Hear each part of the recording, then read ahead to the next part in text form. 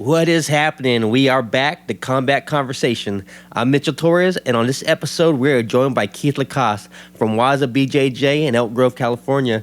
So I've been wanting to talk to Keith for a minute, and hope you guys enjoy this conversation, because real respect real. Thank you, Keith.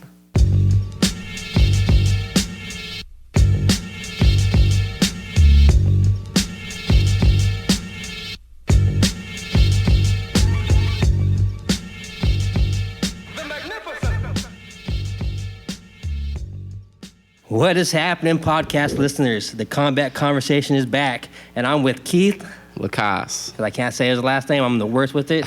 And Jason. Probst. That was strike two, folks. So we're going to keep it real today, man. So Keith is coming off 2 wins at Fight to Win Pro. Incredible story this guy has. But let's just start. How does it all begin with you, man? Early 2011, I walked into Professor Marcos Taragosa's academy. Okay. Tried jiu-jitsu for the first time and just fell in love with it. Fell in love with the atmosphere, like the brotherhood. And how old were you? Almost like growing up in the streets, but just 10 times better. Right. Yeah. 32 years old now. How old were you when you walked in there? 23, 24. Yeah. Cool, man. So you got to. I consider that a young age to get into it, because I started later, so I think that's a good age. Yeah. So what made you go in that door? I always rode by Mac Road every day, so I kept seeing Capital City Brazilian Jiu-Jitsu. Right. And my buddy, roommate of mine at the time, Jazz Ogilvy, I actually trained with him now at Waza. He just kept staying in my ear, like, let's go try it. And to me, I was like, all right, what is it? I really didn't know what it was, because I wasn't really like the wrestler type or anything. I like boxing growing up. But he was like, it's UFC. He didn't even know what the hell it was. So we go in there and we find out it's no punching, no nothing, just wrestling. And I got choked like 4 or 5 times by a girl, and I just was like, oh my God, I gotta learn this. Right. I have to learn this. Any hesitations going into it for the first time? Oh yeah, I was so nervous because you see the color belts and you don't know what to expect. You're like, what is this? But it was a fun atmosphere, like really tough atmosphere. So I kind of like hit it off first day, like, oh, I could do this. Right. And that, like, some people like get deterred by that atmosphere of, when you walk into that room and it's business, people don't like that. Some people get scared of that shit. They shy away from it. Well, some people don't even like being there during warm-ups. Like, I've seen some of the sideline people that walk in sometime and see a hard warm-up, they're like, shit, I don't know if I want to sign up. Yeah. But it draws me into it, I'm like, let's get this shit. Yeah, for some people, you go head on with it. It's what you embrace. But I definitely felt like demoralized my first class, but I felt like it made me want to go back. How long did it take you to start picking up it? Man, it took a long time, honestly, like 3.5 years. Like, I didn't get past that learning curve like everybody else. Mm-hmm. Like, mostly everybody else walks in there. It's like a 6-month learning curve you get over. But I would go a couple months and then not go for like 8 months to a year. That's the same as me, man. So eventually when I went back, it was Guerrilla Jiu-Jitsu, Alex Perez. He was a Dave Camarillo black belt. Mm-hmm. And then I just hit it off with him right away, started doing privates.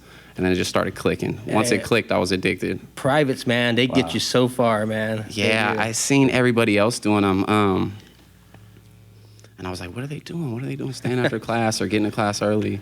And I'd ask questions one day, like, hey, how much do you charge for a private? Told me like $40 an hour, but we did Kimuras. So we got to do submissions my first private class. Okay. So after that, I was hooked. I was like, oh my God. Yeah, because most private nowadays, I see people just doing movement, you're going to start learning every shrimp, every snake move. Yeah. Different ways, But the first Kimura class was funny because it was like Kimura sweep and then finish. Yeah. So I hit it off. Like, once I learned how to get people's leverage and body weight on top of me, it was just so much easier to sweep. And Alex was like a genius when it came to breaking down technique, like how to break posture, how to take base away, and then rock them over and get the sweep. Because sweeping was definitely the hardest for me. Passing guard was like, it's almost like second nature. Like, I just always wanted to be on top. Yeah. But being on the bottom was a whole different story. Yeah. First, I was always wanting to be on top too. Now my ground, my off my back and sweeping have come a little more natural, and I play that more. But at first, the first 6 months, 7, even maybe the first 2 years, I was wanting to be on top. It's easy to gravitate. It's almost like in our DNA. Yeah. To be on top and to see. Especially training with you every day, Mitchell. It's like when you came in, like, you always are on your back now, and you developed a whole active game. And I think a lot of people, until you confront it, you consciously avoid it. You're kind of like, well, get the top, but the bottom's where a lot of good stuff is, man. No. Yeah, I definitely like the bottom a little more now, but once I sweep, I try to focus on staying top. Yeah, you have to, once you get there, you have to go for that kill on top. You get to the top, you have to finish it, man. You have to. Yeah. So let's switch subjects just a little bit. Where were you born at, man? I was born in Sacramento, California. I grew up in Fort Ridge, Midtown area. Okay. Yeah. And growing up was on the rough side, right? Yeah, it was on the rough, man. My parents struggled with addiction, just hanging around the wrong crowds at an early age. Yeah. It's really like right out of elementary, you like start to choose a path. Like you're either gonna go on the straight and narrow, or you're gonna start hanging around difficult crowds that cause a lot of trouble for your life. Right. In the beginning, it was kind of like you hang around wrong crowds and their family at that time. Exactly. But then when you get older, you're like, damn, man, this probably ain't the best family for me. Yeah.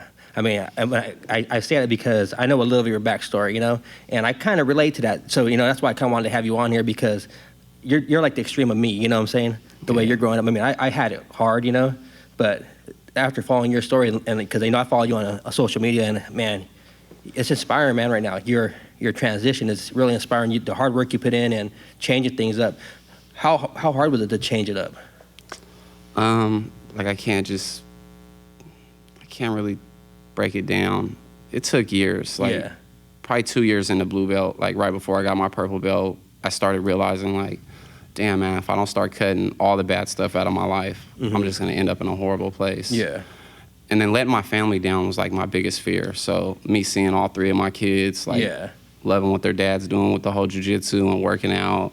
Man, your kids gotta love it, man, because you're doing it, man. You're doing it, brother. Putting on the line, man. Yeah.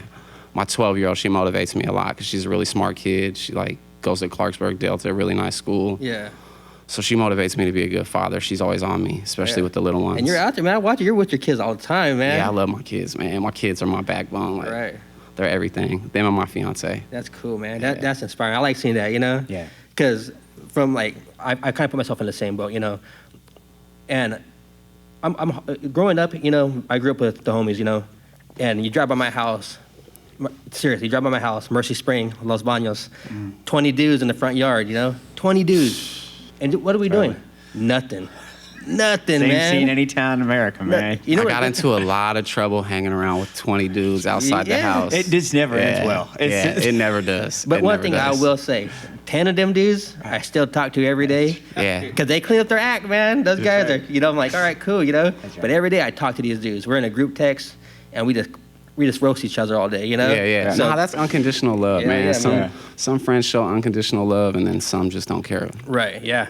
And it's the ones that don't care as hard. Because I got to the point where I was like being super honest with people. Yeah. You're like, hey, man, I'm telling you this because you're my boy. Clean your shit up, or we just can't kick it. And it got to the point I had to be honest, because I'm like that with even family members. I had to tell some certain family members, we might be blood, man, but you're taking me down the wrong path, you know? Yeah. If you don't care for me, why should I care for you at this point, you know? Yeah. And it's hard to say that. It really is hard, man, but it got to be done, you know? But jiu-jitsu, man, training kind of switched everything for me, you know? I mean, I started going in different directions, you know? And shoot, my wife knows. My wife is like a proper person, you know? She's real proper, and she like, man, I even tell, like, I don't even know how we miss, but it's our personalities, our sense of humor and everything, you know? But she like gives you that glimpse of that other side. Like, that's what a good one, a good partner can do for you. Yes, sir. Like, definitely. I definitely agree with that. And you just got engaged, man. Yeah, it's been about 2.5 years. I've been engaged. Something always pops up, life, everything. Hey, but I'm looking forward to marrying this woman, man. She's awesome. Yeah, I was engaged for a couple years before I got married. A couple years we were engaged. Really? You know? Yeah, man. Because it happens, and then it's like, well, shit gets in line, you know? And a wedding is a hard thing to plan, man. It is. And we just recently expecting another child, so got put on hold again. Congratulations, bro. Nice, huge. It's huge. Third girl. I love girls. Yeah, I wanted another boy to compete with my son, but I love girls. So it's gonna be 2 girls and a boy, man. Yeah. Woo.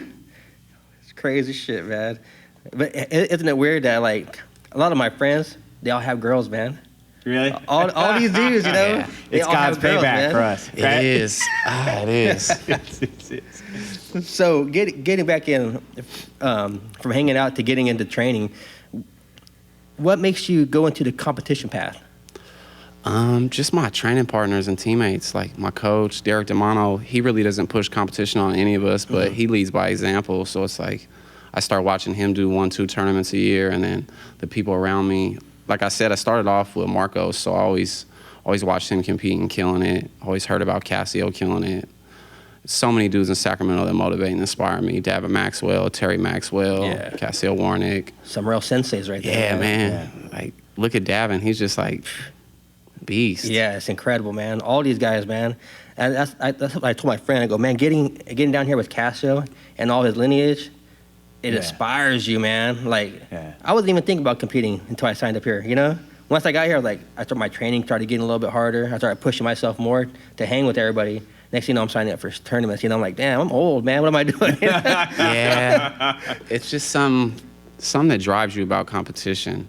Because at first, I really wasn't big into competing. Like, I did one tournament at white, probably like not even a handful of blue. But once I got my purple belt, I just was motivated. It was so fun. You're beasting right now, bro. You're at the gym. You're in the sauna. Yeah, I train a lot. No job right now, so training is life. Man, but you're making use of that time, you know? Yeah. Man, I found my passion. I feel like this is my purpose. Oh, man, I've been through so many life struggles, and then to find jiu-jitsu is just like the shining. Like, and man, you're shining right now. I've seen it, especially the last 2 fights. I was like, damn, this dude is killing it, you know? When you first got invited to compete at Fight to Win, was there any, oh, damn, I'm on this stage now? Is it going to be different, or that kind of talking to yourself? Like, I mean, because you've done tournaments, but... Because you also did the Submission Elite too, right? Yeah, I did Sub Pro Tour twice. I won by disqualification the first one, and then I won by submission the second one. Yeah.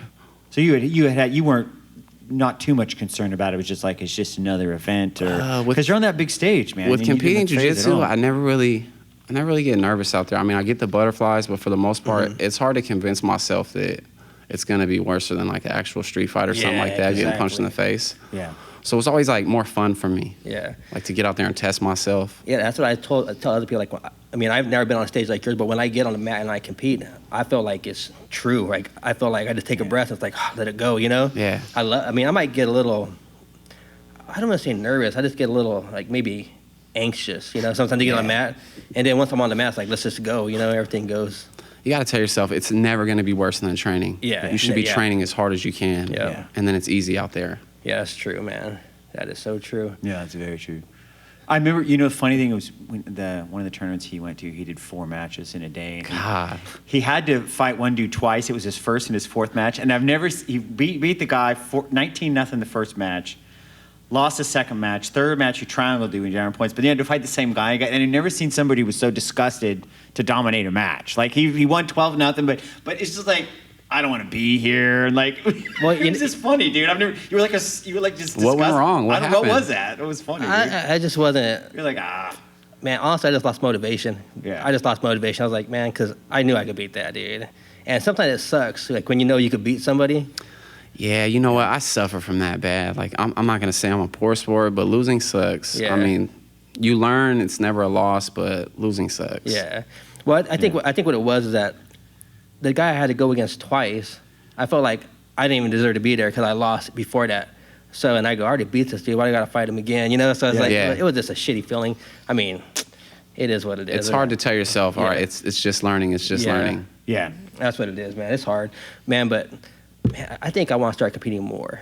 I don't know how that's going to work out, but I think I want to. Purple belt now, man. Fight to Win, Sub Pro Tour. Right. A lot of opportunities at purple belt. Yeah, and I'm feeling good right now. You know, I mean, I'm gonna be 39 in January, but I'm feeling good right now, man. Yeah, like, you look good, man. Man, because like when I first started training, I was like 25 when I first started training. 25. Yeah. Well, pure jiu-jitsu. I was 25 when I started training pure jiu-jitsu. Because before that, I did submission and wrestling, and I did a little. It was MMA, you know. I did some smokers, but I was just doing it because it was like the thing to do, you know. I was like, oh, let's just put the gloves on. I like to fight, so let's just fight, you know. But I didn't put thought into it until I started training jiu-jitsu because you have to think in jiu-jitsu, everything, you know. It's all about technique. Yeah, so that's what kind of changed it for me. But I don't even know where I was going with that. Sorry. No, but it's like and everybody, Mitchell won't say, but he got promoted to purple belt this week. Congratulations. Oh, thank you. Huge Appreciate congrats. it. And I can attest, as somebody that's here all the time, he's here as much as anybody. Guy always puts in work, puts in 4, 5, 6 rounds. I see this guy checking in all the time on Facebook, social media. That's huge, man. That's how you progress. Yeah. It's like he lives here and goes everywhere else. Well, if I don't do that, man, I won't come, man. So I got to put it out there. So if I talk that shit, I got to back it up. So I'm like, God, if I talk the talk, I walk the walk. I got to talk to myself. And I play that game with myself. Like, man, you already said you have to go, so go, you know? That's right, dude. But, you know, this is not about me. This is about Keith, man. So no, man. Let's talk about this. It's about the journey. You're talking about the journey. So you started, you say it didn't really click until blue belt. When did you start to think this might be something bigger than just a a place I go to work out, or this might be, something I'll do. In the whole transition period of like trying to get out the struggle was just, I had two brothers, right? Sean and Damian Wright. They knew about everything about me, like outside of the gym. They always were there for me, never judged me. So after like the last time just getting into it, getting out the hospital, they reached out to me and we just kept talking about jiu-jitsu. I stayed in contact with them. Once I was healed up and ready to go, I walked into Waza and I just fell in love with the whole community, the whole atmosphere there. Like falling in love with Yamaso and Marcos, the whole Cassio Warnick family back in the day. That was one thing, but the people at Waza really saved my life. Yeah. Because there's so many different walks of life when you walk in a jiu-jitsu gym. Exactly. And before walking in Waza, it was always like I had a standoff vibe. Like I never really communicated well with others. But Waza, everybody opened up to me. I opened up to them. I wasn't judged. Like I said, I didn't really start transitioning my life until like later blue belt. Yeah. But nobody ever judged me at Waza. Yeah. So I fell in love with it. That's the thing. It was Waza BJJ, cool. Definitely. Yeah, that's the thing I think is such a trip, because when you get to know more of the people and you'll see like 10 people rolling, like that dude's a doctor getting choked by a dude that's like an unemployed dude. Yeah. And then a college student is getting tuned up by a so cop. So many walks of life. But the other cop's getting tuned up by some chick that's like a chef, you know? And that was another thing you talk about law enforcement. I just was so standoffish towards law enforcement. Okay. I got a weird vibe around them, didn't like being around them. They always were like dickheads growing up. Like I grew up in a really rough neighborhood, so law enforcement was like. And how was that like? Because, there's a lot of law enforcement in jiu-jitsu. So how was that before, Man, it's the camaraderie. Like, once I start knowing these dudes and talking to these dudes, we're all men. Exactly. We're all men.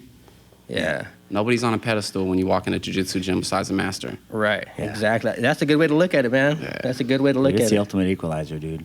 I got so many buddies in law enforcement now. Like, I don't know where I would be without them. Gil Gomez, Mike Nolcon, so many different law enforcement officers that really like motivate and inspire me, because you start hanging around positive lifestyles and you're like, it just wears off on you. That shit is so tight though, man. Cause when we're in here, man, it's like, I try not to even ask what people do in the very beginning, I try to just get to know them personally, and then it gets to the point where like, man, and then I start open, like, when I was rolling with Jason, I never knew anything about Jason. I was just rolling with him. Yeah. Come to find out, this dude's like a real life journalist. I'm like, what the hell, like. Dude, I know. Well, you were like one of the few people that's a hardcore, as much of an MMA and BJJ nerd as like fighting. I'm like, oh shit, dude.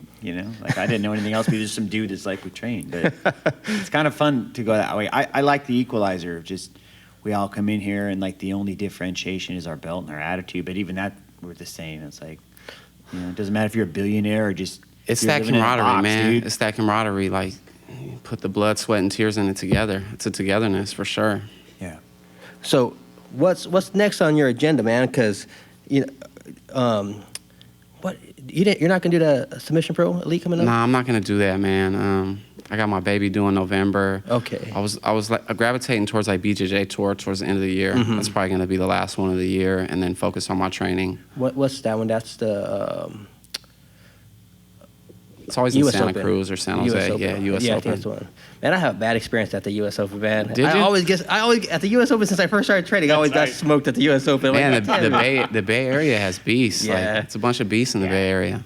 Yeah. I probably just gotta start doing my division, man. I keep coming down, man. I gotta start fighting people my age. You gotta find some old man tournaments, dude. That's funny because I started off really heavy too. Blue belt was like medium, heavy, middle. Like I was super heavy. 195? Yeah. Damn, dude. Yeah. And what do you right now? I did one heavyweight tournament one time. What are you doing, like 160. I walk around at 160. Okay, 160. I compete at feather usually. Okay, cool, man. So how much weight do you have to lose to get down to? 10, 12 pounds. Oh, that's not too bad, dude. No, it's not. That's pretty cool, man. Just this last fight to win, I was walking around close to like 174, and I had to get down to 155. So that was a lot of weights. That was a lot. Are you doing a lot of weights? I just do 5x5 strong lifts. That's it. Throwing some calisthenics with it. For the most part, sauna, jiu-jitsu. Man, I gotta get on your diet though, man, because that diet, whatever you're doing, man, that's some good shit. His Instagram and his food that his guy comes up with. What's he eating? What are you eating? I eat whatever I want. I eat everything. That sounds like a diet that would everybody's sell. like, how do you lose weight? How do you lose weight? Train jiu-jitsu as much as you can. Yeah, that's it, man. I look like, God damn, man, I'm over here eating nothing. I'm like, God damn it. I mean, you start like eating too much, and then you get really, really big fast. Yeah, I know that's my my body problem. style. I could gain weight just as fast as I could lose weight. Yeah, I pack it on, dude. I pack it on quick. I mean, I can get rid of it, but it's just I have to be strict to get rid of it, you know. But man, once it's time to eat, man, I'm putting it down. I've done the whole diet, like meal prep. That's actually how I lost mostly all the weight. 'Cause 3 years ago, I was walking around like 220. I was pretty big. Damn. Yeah, I was 220? 220. I lost 60 pounds. No way. Yeah, I was huge. Was it like bulky or like plumber box? It's like or 2 liter of Coca-Cola every day, big. Like pretty big. Sponsored by Sure. Coca-Cola. Yeah. Damn it, man. 220. How tall are you though, man? 5'6". Damn. Yeah, I was big. So I would have to lose 15 pounds just to do heavy. But then once the weight started coming off, I started going medium, heavy, But you know middle, what? That's lightweight. gotta play into your control, you know, and side control, because you start using that weight down, your core got to know how to push that weight down on somebody at a smaller weight still, you know. Passing guard was easy when you're that big. Yeah. Playing guard wasn't that easy for sure. Not as popular. Damn it. I got short legs too, so it's like I can only rely on half guard or butterfly. So at the last fight to win, we'll talk about that real quick. You got a straight ankle lock? Straight ankle lock. Straight ankle lock. Yeah, man, that shit. I couldn't believe it. That was a pretty quick match too, dude. Yeah, it was pretty quick. I made some cool grips and was able to trip them up fast. Yeah. And then the last one, I think it was in January here also. Yeah. Man, that was a good performance too. That was a grind, man. Yeah, I won by decision that one. I wish I would have got the submission. But it looked good, dude. You Yeah. were like controlling that whole match from the beginning to the end. Yeah, I worked on my guard a lot for that, closed guard and open guard. Yeah, I was like, damn, that dude's killing it. Like when I watched it, like, damn, that motherfucker he's getting it, dude. Yeah. So I was like, I want to see his next one. I was like, man, and sure enough, he just come through and start killing shit. Man, there's beasts at Waza. I train with these guys every day. These guys push me to limits I've never been pushed before. Yeah, I see it, man. Yeah. Those guys are you know, it's the good leaders, man. Those good leaders. Yeah. They even, they just iron sharpens iron, man. And it's like just the way you guys go out there. I mean, you and later Derek. I mean, it was like, Man, I was you guys fortunate can't enough to get yours, compete man. next to him. How did that feel? Because there's even a good picture of you and him on the stage, you know, like talking to each other. That's up there with having kids, man. Honestly, like that's big. I bet, man, because that picture, man, that's a good picture. You should get that one. I don't know if you know what I'm talking about. Yeah, that's a good picture. Awesome picture. I love that picture. That's some pinnacle ass shit. You know, you got to that. It is. You know. That was big, and then the next day was bigger for me. I received a text message from him just telling me how I motivate and inspire him. So just having him in my corner, your and squad him out think the there world was of me really means everything. This whole squad out there for you guys was like insane, dude. Yeah, man, we got a You guys lot of roll beats, a lot of dude. squad. You Yeah, have a lot of people. yeah. I'm not sure, Did but that come I into know play? he has over 200 students, Damn. like close to 300. When you signed up and he was on the card with you, did that play into your like preparation? Like, Oh, I had 5 weeks of like grueling training sessions with Yeah. him. So like staying after class Tuesday morning, doing an hour of just work with him, just nonstop drilling, rolling. Oh my God. That's pretty much his uke. He was throwing me around the whole 5 weeks. yeah, you're guaranteed to win, bro. Yeah. That's it. Match be easy. Never going to be as worse as wrong with your professor. That's the mindset always going. That's insane, dude. And in the middle of Sacramento, dude, downtown, you know. Yeah, that was big, That, man. I like Hometown. that, dude. I really like that show, that one. That was a good venue. Crowd was hype. I think Man. that wasn't the promoter like a little bit surprised at how strong the sack down turnout was. I don't know Like, why. I don't know if they Second didn't- loudest besides Chicago, they were saying. So Yeah, I know they were going back and forth, having little arguments on it. I saw looking on Facebook and Mark and even Cass they were going at it. yeah, It was a good turnout, man. I like that show. it's huge to be a part of his lineage, Cassiel Warnick. Oh yeah, that dude, man. For me here, because I trained at Warnick Family at Roseville, Darren, Daniel, and Cass. So those are the three guys I train with that run the classes here every time I come, and those guys have shifted my whole style of training. You know, like motivate. You know. Yeah. There's something oozing off them that everybody's picking up on these mats, you know, and man. Yeah, we're pretty lucky to have we're that. lucky. And he's turned out, I mean, people like Derek, us, Enriquez, I mean, that have, like, are at that level of just, like, you know, really top-level instruction. Yeah, I'm super proud to be a part of all their lineage. Yeah, yeah. Like, I can't just say Cassio, Oh, right. Gus, Derek, all their lineage. Yeah, all of them, man. Yeah. Even Terry and those guys. Yeah. Yeah. Man, they're incredible. They're superheroes, man. Those guys are superheroes. Yeah, for Yeah, sure. man.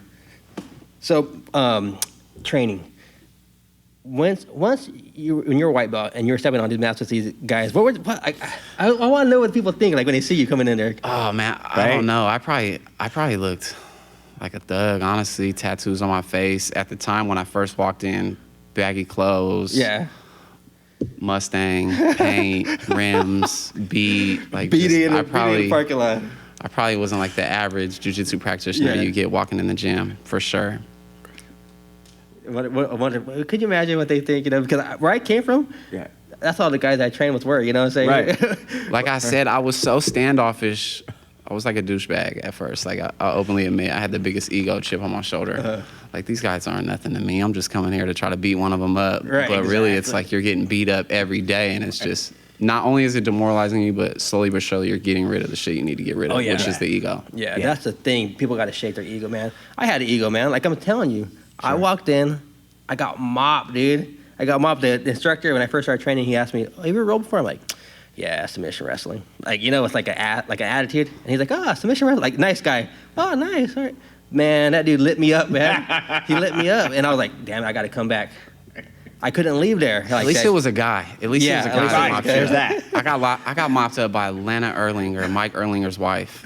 She was like a purple belt at the time, maybe blue belt, but she just would kill me. And then I would have to roll with her husband and get killed by him. Yeah. It was rough at first. Yeah, man. So, okay. So you transitioned to blue to purple. What changed at that point? I can honestly say from blue to purple, the lifestyle changed. Like, it wasn't right away.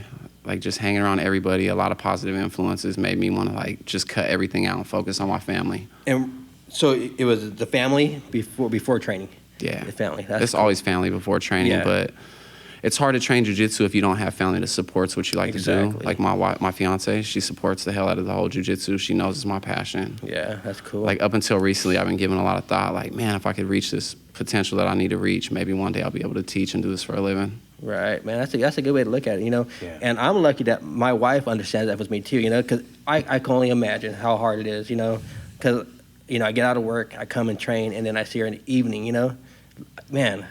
Yeah. You know what? If she could say she's not with it, because a lot of people's wives say, "Nah, what the hell? You ain't going out nowhere." Yeah, I see that all the time. Yeah, right. And I see that. He's got to make an excuse. He's like cheating, but he's really going to jiu-jitsu. Yeah, because they get off work, you get off work, you guys got 3 or 4 hours to spend with each other before you go to bed, and you're spending 2 hours training. Yeah, that's it, exactly, man. But no, like I said, man, my wife supports everything I do, and she don't have to. Yeah. I'm so happy she does, because I wouldn't be here training. I wouldn't be here recording, It's so hard. Like, we were just talking about support systems. Sometimes it's your friends, sometimes it's your wife. It's hard to train if you don't have that support system. You got to have that. And my wife's like that too. Like, I didn't, like, she's like very, like, she would never say it. Like, I found out through our mutual friends, like, she's really proud of me. Like, I stuck with jiu-jitsu. I was like, she never told me that, man. But it's just the way she is. But like, we sit in the second, you going to go to jiu-jitsu? I'm like, yeah, I think so. That's the best motivation in the world. Right? I mean, like, I think that means she wants me to go, because she don't talk much. But, Whatever makes you happy. Yeah, right? Yeah, cool. I mean, but it is nice, to have that partner. Okay, so do you mind if we talk about everything? Yeah, I mean, I talked about it before a little bit. I'm kind of embarrassed of it, but I'm willing to open up. Okay, man. So you got shot. Yeah, 3 different times. And what was the thought process when you're in the hospital? The first time I didn't even go to the hospital. Or I take that back. The first time I went to the hospital, and wish I wouldn't have went to the hospital, because the bullet that went in and out, and then right after I got out of the hospital, I had to do a probation violation. Yeah. So I ended up doing a month in jail right after I got shot, probably like a couple of days after I got shot. Yeah. It was really rough being in there. I just had a daughter, was stressed out, like, man, what the hell am I doing with myself? But I knew at the time I wasn't ready to change, so it was rough. And then the second incident? Second time, I just was wrong place, wrong time, riding in a car. Some dudes had seen us and just shot the car up like 20-something times. Yeah. That's insane, dude. The third time was an eye-opener, though. Like, it changed everything. I ain't gonna say it tucked my tail between my legs, but I had to really tell myself, I'm not just hurting myself, I'm hurting everybody around. Like, my kids especially, like, I couldn't even tell my oldest daughter what happened at the first. For the longest, she thought I just was in a car accident. Yeah. I was really embarrassed of it. Yeah. But just being in there and, like, kind of being angry, kind of being confused, not knowing what's going on, like, what the fuck am I doing? I almost died this time, because the last time was serious. I got shot 9 times, was in a coma 8 days. Damn it. Spent 2 weeks in the hospital. Couldn't eat hard food for like a month after. So it was rough. It's rough. But then the family support? The family support and the positive friends. Like, all my friends that I grew up with, we all grew up doing the same thing. But that doesn't mean we're not good people. Yeah, exactly. Like, I had a lot of good people in my circle. Right.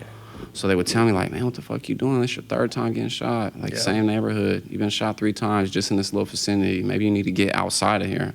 So that's exactly what I did. I probably waited 6 months, started training jiu-jitsu. Like I said, just being around all the positive people made me want to cut the negative people out of my life. Exactly. But it was really, really rough because I was dealing with the biggest ego in the world. Like, I wasn't just in the streets. Like, I was one of them dudes that was really in the streets. Yeah. Man, I'm telling you, man, like, jiu-jitsu for a lot of my other friends that were, how can I say it, that are more wrapped up in the streets. Sure. Getting them out of that into that system of training every day. I mean, of course, it's family. It's always family and friends first. But getting them into there and taking them somewhere else, their mind somewhere else. Yeah. I think that's the best thing jiu-jitsu provides for a lot of people, Absolutely. And they say your mind is your own worst enemy, Well, if you have and not everybody has that problem, where your mind is your worst enemy. But I think if you are one of the people that have that situation, fill your mind up with constant learning, with just bringing different people into your life, and directing you in different ways. Yeah, you got to be a student of life. Yes, exactly. Well, the devil always finds time for idle hands, and it's true. I mean, you see of any society, especially I think in our society, not to go off too much of a tangent here, but hey, it's a podcast. I think any society, we forget that we're men. And we have testosterone, we have energy, and we were built to hunt, to solve, to conquer, and that energy gets channeled in positive directions or unpositive directions. And I think if you look at any society where the men are busy and have constructive outlets, they're productive. But if they're not, they're still men. Yeah. And it goes back to the 20 guys on a lawn thing. They're going to come up with something to do. Yeah, doesn't matter what city, what town. And that's the thing. I mean, being a huge student of boxing and fan of boxing, I mean, to me, it would always make me mad, these, physicians or American Medical Association, we got to ban boxing. I'm like, dude, it took like Roberto Duran, who's in like the slums of Panama, and made him a world champion. It took like, Mike Tyson, who was the worst of the worst people and had some problems later in life, right, but made him into a world champion. And countless guys that you never hear of. Bernard Hopkins, B-Hop, 5 years in graded for a penitentiary, 17 to 22, right? Yep. Never fucking went back. First fight at 29. Yeah, it's like these combat sports, man. Dude, it focuses your mind. So it's like when I see, somebody like you that's dealt with you, and you just needed a place to plug that in, dude. And that's the thing that I think is so positive about jiu-jitsu and everybody, I mean, it's just, that's the thing I love about it. I mean, like half my friends, they're freaking drug dealers and rappers that train now, what I'm saying? Seriously. And that's the truth, And it's the funniest shit when you see us, It's like, God damn, look at these guys, Man, I wish I could get more of my buddies from the old days to train jiu-jitsu. Not a lot of them. That's the not hard a lot of them thing, make man. it. I put it out there. constantly. No, you're like a just jiu-jitsu for the ambassador, lifestyle. dude. Yeah, not, for the not lifestyle. really for the martial art, but for the lifestyle. Yeah, for the Like, it can lifestyle. really change a lot. I'm telling you, that's why I try to put it out there, all the time. Yeah. Put it out there. Try to get. I'm just throwing out bait left and right, constantly random ass message like, "Hey, come and train," Yeah. something. Because I wish I could get them in there, man. It's like trying to get somebody to go to church. Exactly, Dude, it's our It really church. is. Yeah. It really is. It really is. They don't, and they think I'm the Jehovah's Witness knocking at the door, man. Seriously. It's Just like, leave the shit. leaflet. Yeah. A little half-guard pamphlet. I mean, some guys make it. Like my buddy Jazz Ogilvy, I started jiu-jitsu with him. Like he was like huge for me. Like having somebody roommate there that I could just come home and do arm bars on and have him do arm bars on me. That was big. Hell yeah, dude. That's what kept me motivated. Just always having somebody, a friend. Sean and Damian Wright especially. Like when I came back to jiu-jitsu this last time, they stayed on me. Yeah, that's fucking tight, dude. Because when I first started training, I was in a little town, and my buddy Jesse Dickinshire was cracking. Me and that dude would just hit my garage and start rolling. I'd roll class, come home, and then start rolling with that dude. It's like, man. That's so cool. And that dude's like my worst nightmare when I roll. Like I know when I see that dude, he has my number because we've been going back and forth. Like Jesse, he has my number because every day he's the first dude I roll with, so it's gonna be a fight, Yeah. So my boy Jesse, we meet up and it's a fight, It makes you better fun. though. Oh for hell sure. yeah, dude! For It sure. does. Yeah, no, it is. It's like those old school UFC MMA guys. Like I got some some VHS tapes in the mail. Me and my buddy went to the garage and like the garage, man. I started off on old school, like Pat Miletich yeah, armbar drills. Really? Not even jiu-jitsu. I got some old Frank Shamrock DVDs, dude, and they're hella horrible, dude. They're horrible, and they're like so choppy, and it's like it's all neck crank, can opener neck cranks to get out of shit. The worst of the worst. Hell yeah. Not the best of the best. The worst That's of what the worst. happened to me, dude, today. I got this kid with can opener. yeah, can opener. I know, dude. And I was just like, all right, dude, I'm going to let you do this for a little bit, but then I'm going to get out of here and make you pay for this can opener, man. It was funny, dude. Man, so competitions, man. Let's talk about competitions. What's up, Jason? What's your next one? Well, I think after my first competition, loved it at Grappling X, lost 2 close decisions. I want to get in another one again. I'm 46. I'd like to compete against an older than 40-year-old dude, but if not, I figure by the time I do, it'll be good. But probably a couple months from now, I need to get down to 180. I was undersized. You were there. You were kind of there at one moment, 180. Wasn't my wife made fucking spring rolls, dude? What the hell? Dude. Never marry an Indonesian woman. Okay, you'll go up a weight class. But I want to get down to 180. I want to get back there and competing again because I loved it. That it's like you said. I loved it. I would work my day job. I would come train 5 days a week, and I would do like wind sprints, like behind the alley. Like I know the neighbors are like, "What's up with that dude?" He's working. He's working. He ain't carrying nothing, so I don't think he's stealing anything. But we'll call the cops anyway. But I like the edge it gave to my workouts because everything. It wasn't like, "Hey, I'm not half-assing here. I need to pay attention." Nah, to details. supplemental training helps so much. Yeah. Yeah, so it was. I want to do it again, and I feel like even though I lost too much, I didn't get blown out. I felt so great. I felt like I won. But your leaps and bounds growing right now, man. I see it in your leaps and bounds. I'm like, this dude isn't you're gonna murk people in your next one. I know it. I know it. And I'm a realist. I'll say like, man, you need to work. That's on this. what I love about but you. His next one, he's gonna get it. He's like a training partner. I'm sure, like you and your roommate and stuff like, dude, this dude will always be real with me. Like, dude, where's your head at, dude? Honesty hurts. It's gonna make you or break you, though. You need that, yeah. dude. Because sharper, dude. I have my buddy. I talk to him every day after class. I tell him this is what happened to me today. 100% honest. This dude lit me up. This dude lit me up. Damn, but I have to put it out there, like this dude, because I got to stay honest, because you could be egotistical, like, I tapped this guy out, tap this guy out, but that's not going to make you a better person off the mat. This is a good story. So just the other day, one of my buddies, sorry for saying this story, but I had to keep it real. He was like, I was rolling with this dude, and I gave him an arm bar, and he's like, I just gave it to him. He tapped me out, and I go, what? I was like working. I go, what? He's like, yeah, I gave him an arm bar. I go, what do you mean you gave him an arm bar? And he's like, because he's new to training again. He's like, yeah, I just gave him an arm bar. I go, no, you didn't give nobody shit. He took that. I go, you're saying you just laid there, and this dude you just put your arm out for him to take it? He's like, no, you know what I'm saying? I go, no, I don't know what you're saying, bro. I go, you got arm bar. Clarity on it. Dude. I go, let's be honest. Like, all right, man, whatever, dude. Okay, yeah, I got arm barred. I go, I'm telling you this because you got to check that shit. You don't give nobody shit. You don't give nobody shit. Yeah. He's like, all right. And he understood. I go, I have to be real with you. I have to tell you this. I have to check you on your bullshit. Because if you don't, you're going to go in there with the same attitude, like what the fuck? Yeah. That makes no sense to me. I get armbarred I get tapped out every class, multiple times. Dude. Yeah, it's going to happen. Yeah, I mean, that's just the way it is. If you're not, you're probably not training with the right partners. Yeah, that's what it is, man. And you're thinking about training in end of year, you're saying? Yeah. Man. I might beat out with that one, dude. That might be my first purple belt competition. Oh shit, it's big, man. And big. I will do first my competition always shows you where you need to be as far as technique. Oh, dude, I'm going up there in age too, man. This will be the first time I ever do Master 2s. Master 2s. I'm gonna do Master 2. Yeah, because I always do adult. So I'm gonna do Master 2 now, man. Man, give yourself a break. Nothing wrong with it. I just did my first Master 1 tournament probably 3-4 months back, BJJ Tour. I lost by 1 point, but I feel like it made me a lot better losing that. Yeah. I'll do Master 2 at 181. I've been told I could probably make 168. I think that's the next weight class down. Lightweight, yeah. Yeah, I don't know. I know I have the frame to do it. I don't know if I have I could be close, dude. Because I get down to 174 all the time, no matter what with the gi on.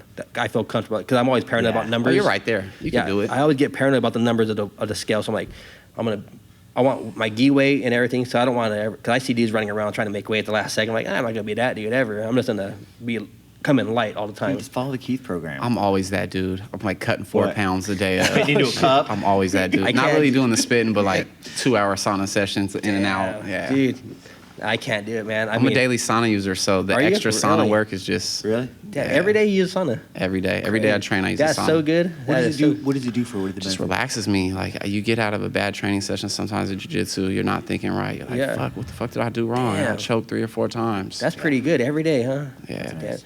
I listen to Joe Rogan a lot, and he's been big in sauna use. Right, so. creating those heat proteins or something like that. Yeah. I've done it a couple times after here, like especially the morning class. Actually, at the last grappling X, I think it was, me and Ruben actually hit the morning class and then went to the sauna right away. And I'm telling you, dude, I felt like a new person. I mean, I came out way lighter than ever, but I was like, damn, I'm like, my mind was clear when I left. It'll put you in a good mood, especially like if you're working out. It decompresses you too, like if you have a hard weight training session. You take any definitely supplements? Make you feel more relaxed. Yeah, just basic supplements though, protein, aminos. That's it. Yeah, I just do pre-workout, man. If it's tournament time, I just do coffee. I worked at a supplement company just recently, and I started paying attention to all the supplements, and you really shouldn't be taking that much. Like it helps, but it doesn't help that much. It's interesting, isn't it? It's like a whole industry. Yeah, I've been a pre-workout user since.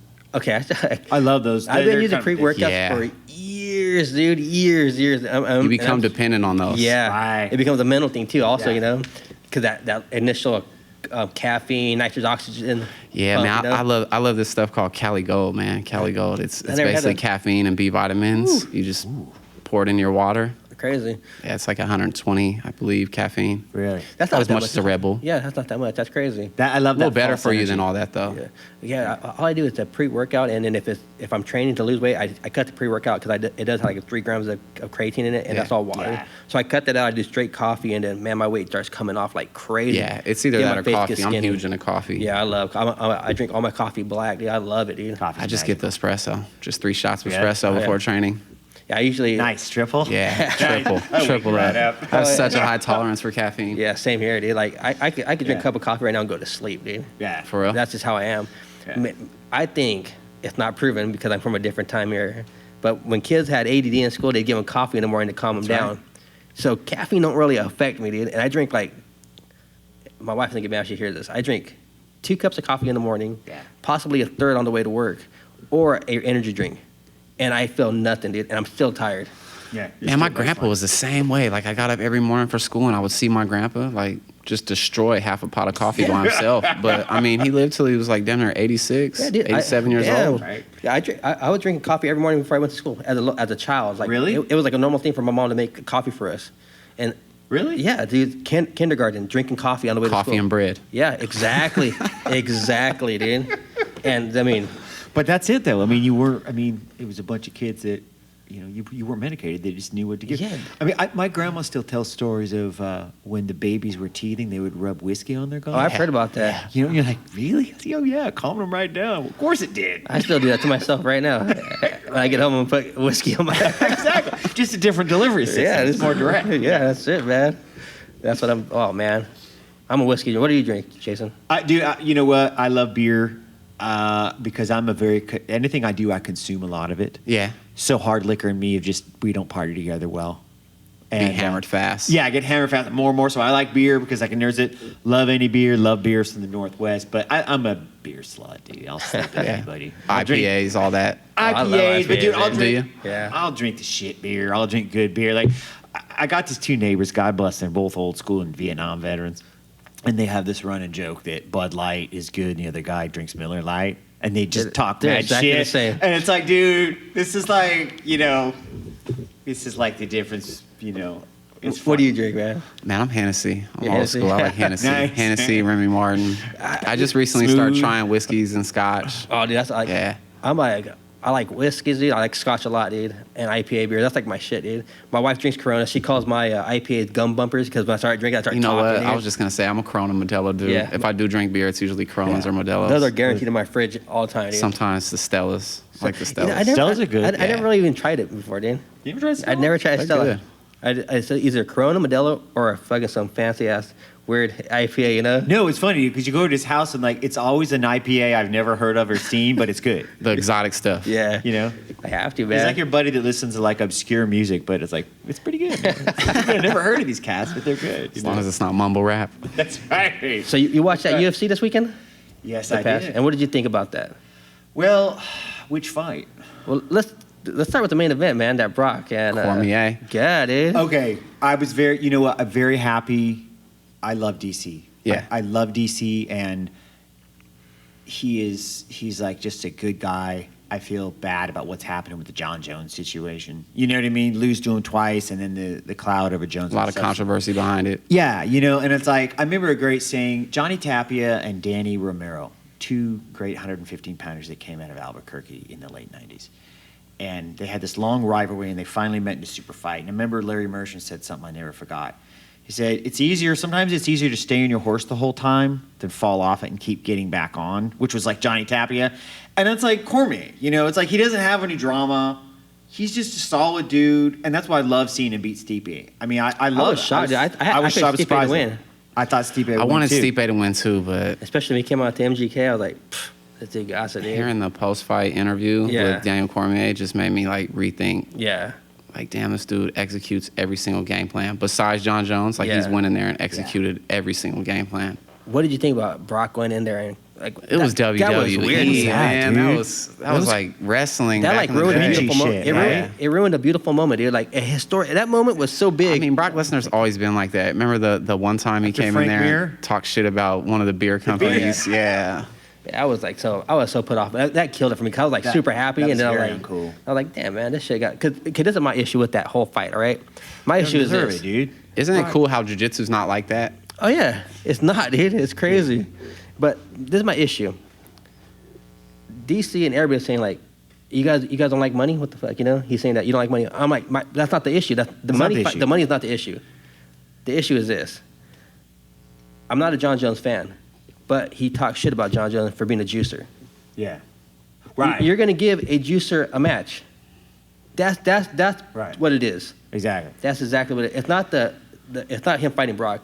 I'll watch it, dude. I'll pay to watch it. I'm still gonna pay to watch it. Yeah. But the issue was you're talking shit about a guy that was on the juice, you know? Yeah, exactly. And he wants an even bigger guy that's on juice. I don't like that shit, dude. So that's the problem. I'm gonna watch it. I know I'm talking shit, but he's going after the money fights. Yeah. I mean, what's Brock get a fight? Yeah. A little over $2 million a fight, just like Ronda Rousey and them. Man, it's certain people that you got to go after to get the big money, the pay-per-view sales. Yeah. What about the sleeper of the night? The Fielder versus Perry, that was huge. That was crazy, dude. Yeah. Those guys, man. The one fight, I think, I don't know how to pronounce the guy's name. Him and the Beast. That was the boringest fight in history. I feel like. Who thought that would be boring, dude? I know. Who thought? Like, you look at him and you're like, somebody's gonna knock somebody out, but just the dude came out with the flying kick in the very beginning, and that was it. You know.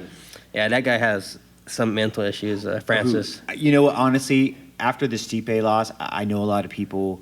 You know, because the big hype machine around Francis, he was actually betting favorite against Stipe, which rarely, if ever, happens.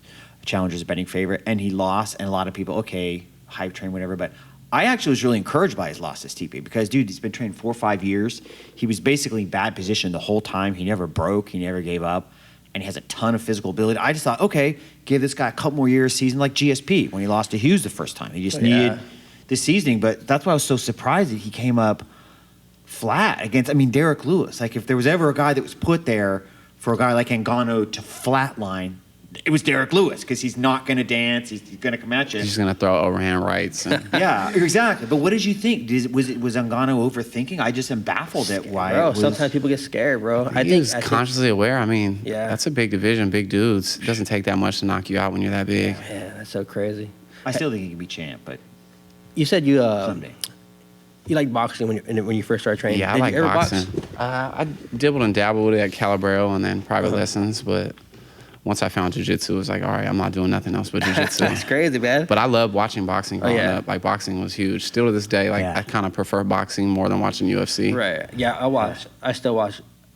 I think I watch more boxing matches than I do UFC or MMA fights. I shouldn't say UFC fights because I watch all of it, you know. But I like the old school boxing, man. Cesar Chavez. Oh, hell yeah. Roberto Duran. Like, watching all those fights. Marvin Hagler. Those were beasts. Marvin Hagler was the best, beasts. Marvin Hagler was the best. The hitman. Tommy Hearns. Dude, Marvelous Marvin is 12 title defenses, champ from 80 to 87. Retired with a record of 62, 3-2. Brockton, Massachusetts. I'd name all 12 as title defense, but I don't want to bum anybody out. I would enjoy. But actually, good Marvin Hagler story. The shout out to Leonard Hits Hard Clark in Vegas. My boy Leonard, love you. Leonard was an amateur boxer who fought with Marvin in the amateurs, and so I used to hang at Leonard's house a couple times when I cover fights. And he said there'd be like a 4-hour train ride from like Brockton to like New York, and they were going to fight the New York guys, right? So the New York guys, that's a tough crowd. And it's a bunch of teenage guys playing grab ass on a train, a bunch of teenage guys. And he said Hagler would just sit there with his bag in front of a mirror and stare at himself for 4 hours. He would go out and just crush everybody. Damn. But like, that's what Marvin Hagler, just my all-time favorite fighter. Dude. Yeah, they had a serious demeanor when they were in the ring. Same with Mike Tyson, walking in there just ferocious. Bernard Hopkins, that dude was... Watching him was crazy. Watching him knock, Oscar De La Hoya out with a body shot? Oh, dude. That was big. That was big. I used to like Evander Holyfield. I thought he was so underrated, dude. I think he was like, man, that dude, he looked the part. And he was the other so big guy good, from dude. England? Lennox Lewis. Lennox Lewis. That dude, have you seen him right now recently, a picture of him? He's looking good. He's freaking jacked, dude. Yeah, he's big. He's jacked, dude. And he hasn't been boxing for how many years now? Like retired in 2003. There you go. Yeah. He beat Klitschko and he walked. What about the new heavyweights, Wilder and Joshua? Okay, dude, I'm going to go off on a rant here. Go ahead. 1993, Riddick Bowe and Lennox Lewis have both won different belts, and they dicked around and didn't make the super fight. I know, dude. And then Riddick Bowe built a kitchen in his bedroom, in addition to the regular kitchen, and got fat and lost the title in the rematch to Holyfield. Yeah. And that super fight never happened. So Wilder and Joshua, get your act together. Make the fight. You think it's going to happen? For the fans, at least. For the fans, man. I mean, dude, how much would you pay to see that fight? You'd pay. I would rather see that fight than any Mayweather fight. I would too. For sure, dude. I love, and you know what? I really love that fight because I love the way, I love the way that Wilder won the title, or the way that he beat Vladimir Klitschko. That was insane, dude. That was the way a champion should win a fight. And he just goes balls out when he gets in that ring. Wilder. He's got enormous talent, and the thing is they're both, I mean, just big, talented specimens. It would be an amazing fight, but that's the thing is like every time you step in the ring, you could lose, I could lose. Doesn't matter if we're fighting anybody. And the longer you dick around, man, I think you just got to keep make the going, damn dude. fight. I think fighters before losses didn't mean shit, They get back on the bike. Since the whole Mayweather era, everybody's worried about losing. Yeah. That's and you know what? And that's the worst byproduct of the Mayweather era. In addition to 12-round decisions that you're just like, dude, that's $60 I'll never get back. Watch the boringest fight ever. Right. Like, and people go, oh, it was a master class on pugilism. No, dude, that was fucking boring, dude. And Willie Pep just turned over in his grave. Dude, is the obsession with the zero. And that's what I hated about the most recent era boxing compared to the Duran, Hearns, Hagler, Leonard. Is it didn't matter. Those guys all fought each other. It didn't matter you lost. It's like, dude, you put it on the line for the fans. And you've seen it towards the end of the rounds, like just planting their feet and going at it. Yeah, you don't see that no more, man. Everybody, it's like football. Everybody wants to run out of bounds instead of trying to get that extra yard. What's Gervonta Davis though? Like he's an exciting fighter. I like watching him. Yeah, he's good. There's newer guys coming up. It's kind of like with the Canelo. Golovkin posturing back and forth. I don't want to see that. I don't want to see that again. I don't want to wait a year to see it. That's the thing that bugs me. The reason I don't want to see it is because Triple G won. I know. Everybody's seen that. Everybody knew Triple G won. And then you got to wait a year. It was like when Holyfield drew with Lewis the first time. Right. March 13th, 99. Google it. Then he got a bullshit draw. Everybody fucking knew, but they had to fight again, and they fought later that year, like November or something, and it was like, okay, we got this done. It'd be like if your fight to win, like you ankle lock. Well, to draw. Like, Keith really didn't get the ankle lock. Motherfucker, I just saw it. What are your what are the thoughts on I'm all juice? pissed. What are your thoughts on? We're talking about supplements. Right. We're talking about Brock juice heads. What are your thoughts on like steroids use right now In MMA? in sports in general? Well, I'm very happy that the UFC hired that Jeff Nowitzki guy to police it. So you like that someone's keeping a track on it? Oh God, yeah. I mean, I love it. I think they should just give it to them all and let them kill each other. I kind of feel that. Freak League. I remember Boss Fruit. I had Pride with Boss Fruit, and Boss Fruit and Pride was great. Monsters. Yeah. They're all juiced up. I had a conversation with Boss Fruit, and then he told me that who cares? Right. He's like, if we're gonna fight and we're gonna wrestle and we're gonna punch each other, let him be juiced. Let his muscles get full with lactic acid. Let him go. Right. Yeah. He's like Mark Coleman. I don't know, but I really don't know how I feel about that. You know, I don't like it, and this is the same argument I've always used because of the Jeremy Horns of the world. Okay. The guys that are the honest, that don't want to juice. You make the guy that doesn't want to juice, you make it a non-option for him to not juice because he has to juice. Or he's really putting himself at a disadvantage. You know what I mean? It'd be like if everybody in a red car got to ignore the speed limit. I mean, then everybody starts buying red cars. Right? I just want everybody to be like Vitor Belfort, dude. You know what I'm saying? I have to admit that those were magical things. And Vitor's we'll the never best see at it, spinning man. back kicks. Yeah. Man, I want people to be like Vitor and Old Vanderlei, you know, when they were the best, you know? Killers. Yeah, man. That's what I want to see. I don't want to, man. It was exciting. There's too many, oh, man, I don't know. Was he the youngest champion ever, or was it? Josh Barnett Josh was the Barnett youngest was the youngest heavyweight champion. Yeah. Another positive. Vitor was young, yeah, Josh Barnett. But, Josh, man, he looks like shit. Dude, Fit just got some dad bod going on now, man. But he had The dad bod is in, though. Look at Cormier. He's got a dad bod. Dude, dad bod wins championships. Yeah. Yeah, Cormier, he's impressive, man. That dude came out heavier than the heavyweight champion. You heard what he was saying? He was knocking out all his training partners. Yeah, dude, I believe it, dude. Daniel's actually, I used to live in Gilroy, California, and That's where he coaches wrestling? yeah, that's where he coaches wrestling at now down there. That's right. Yeah, when I used to live Which is down so there, cool. you see like Cain Velasquez at the freaking taqueria, dude. Like, you know what I'm saying? Like, these dudes are heavyweights, you know, they can do whatever they want, you know, and they're just loading up on shit, you know?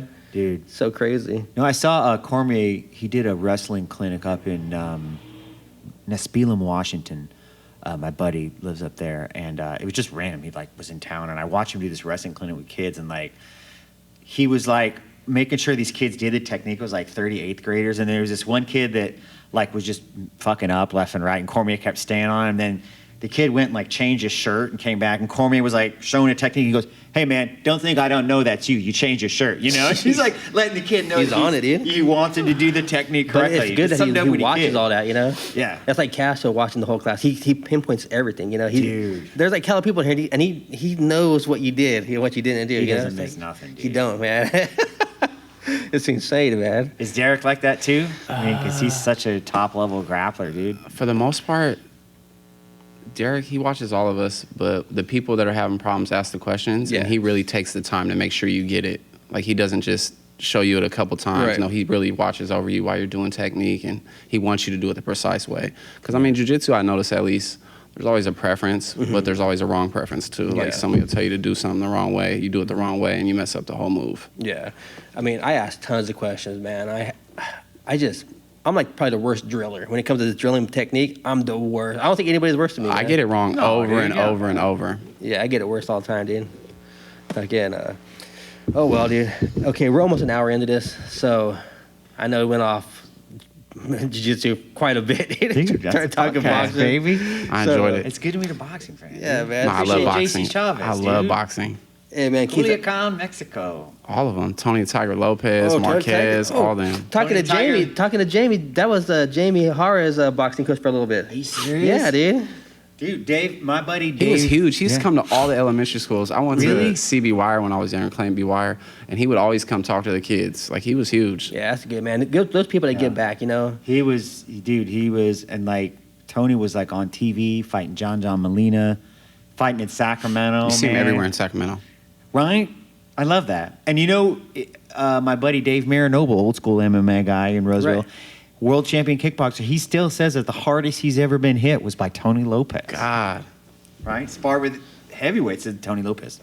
Tony Lopez. Damn, dude.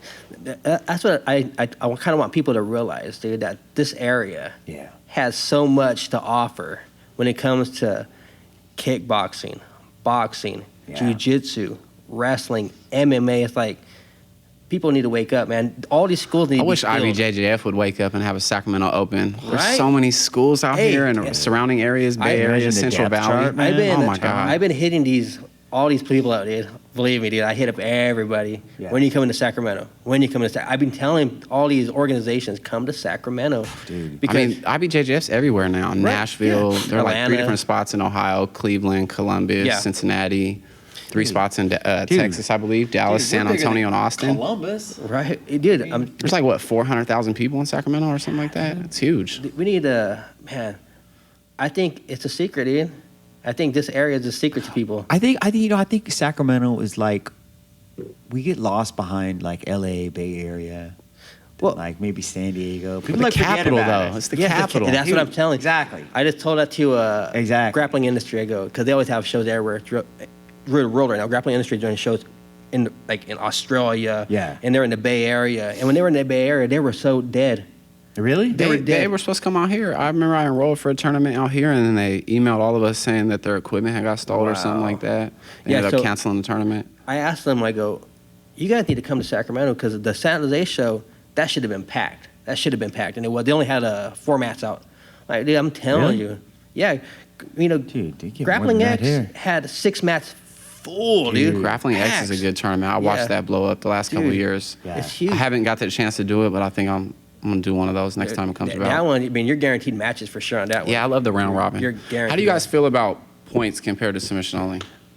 I change my mind on it all the time. And the reason I change my mind on it is because the way I train. Sometimes I'm looking for that submission, and then sometimes I'm going to start passing, I'm going to start getting control. It works together, but I think it just comes down to what I'm training for, you know? Yeah. I mean, to me, it's like, I kind of prefer the submission only. I do too because, let's face it, I mean, it's always going to be position before submission when you're first learning jiu-jitsu and the basics.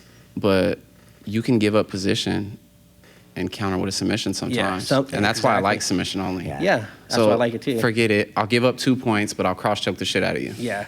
Or I'll because I even like hitting the Kimura off side control. Like I like someone get side control and then I'll snatch an arm, but I'll do the spin around and come up, But like if I do that in a tournament, you're not gonna do that. They're gonna get side control and they're gonna get the 2 points for it, And if I don't explode out at and get that submission, they're just racking up points.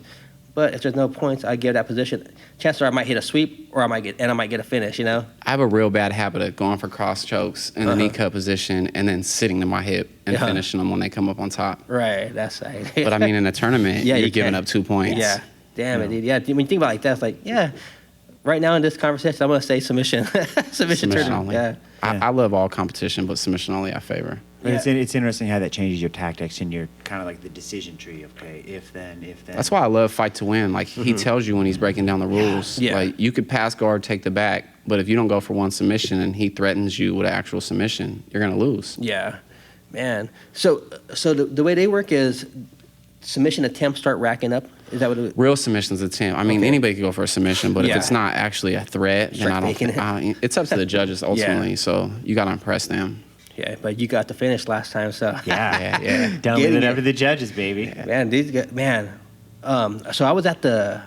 Oh, you were at the Panda Cup too. I enjoyed that. Man, dude, these guys, leg lock 7 city, heel dude. hooks. Really? It was like 10 fights, 7 heel hooks for the BJJ. Yeah, dude. Bryce, Antoine, and the gi, everything. Pedro, dude, these dudes. It's like prison rules out there. Dude, it was nuts, dude. It was nuts. I liked it, I was like, damn, these dudes are crazy, man. Yeah, you guys are in the zone, right? Yeah, Antoine Green is impressive. Woo, that dude, he is. Pedro Silva, all those dudes are really impressive. I like watching Bryce. Bryce has really good jiu-jitsu. Just those guys coming out, that energy, because I was like right there, they come out like, man, these guys were like, I don't think the rest of the building knew that these dudes were in the zone, Yeah. I was watching like, damn, these dudes are in it. And like, there was and they started the whole event with that, with the graphics. Like that was a show within itself, They should have put that up in the evening a little bit more because it was crowded towards the MMA. Yeah. I stayed for the first MMA fight. Buddy of mine from Waza, Joe Lee. He was the first fight of the night. He won. Oh, nice. Yeah, I noticed though, like the chair started filling up after the kids pancrase. Yeah, because when I was there, I was like, man, I can't even get a bottle of water right now. Did you stay and watch the kids? No, I did. They were going after it. That was definitely the most exciting, watching the kids. Yeah. Just having kids and watching kids. Yeah. It was exciting. Did the kids wear a full headgear and everything? Yeah, they wear full headgear. They don't strike to the head. But for the most part, so cool. I watched like 3 little girls just destroy boys.